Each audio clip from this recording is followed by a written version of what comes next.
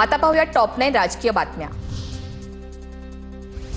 अधिकाऱ्यांसोबत कसा वागतो 35 वर्ष झालं माध्यमांना माहित आहे। मुख्यमंत्र्यांनी देखील माझ्या भूमिकेची नोंद घेतली आहे।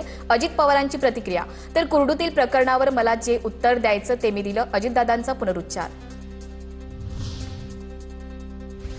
पुणे महानगरपालिका निवडणुकीच्या पार्श्वभूमीवर अजित पवार यांच्याकडून जनसंवाद उपक्रमाची सुरुवात। हडपसर मतदारसंघातून सुरुवात, स्थानिकांच्या समस्या जाणून घेण्याचा प्रयत्न। भाजप प्रदेशाध्यक्ष निवडीनंतर कार्यकारिणी निवडीला वेग। भाजपच्या कार्यकारिणीमध्ये धक्कातंत्र बसण्याची शक्यता। नव्या तरुण चेहऱ्यांना संधी दिली जाणार।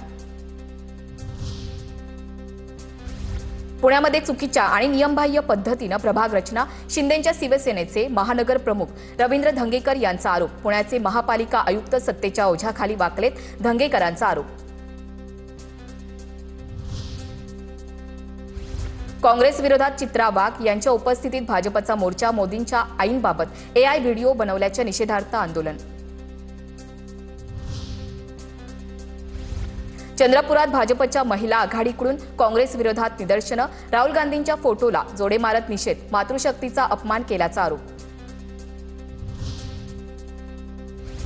पंतप्रधान मोदींचा मणिपूर दौरा बकवास आणि ढोंग। मोदींच्या मणिपूर दौऱ्याकडे गांभीर्यानं पाहत नाही, संजय राऊतांची टीका।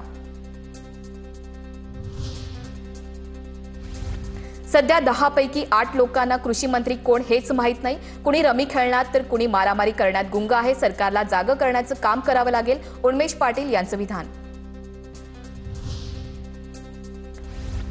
वक्फ सुधारणा विधेयक 2025च्या वैधतेला आव्हान देणाऱ्या याचिकांवर सुप्रीम कोर्ट सोमवारी अंतरिम आदेश देणार। 22 मे रोजी वक्फ सुधारणा कायद्यावरील अंतरिम स्थगितीच्या मुद्द्यावर सुनावणीनंतर कोर्टाकडून निर्णय राखीव।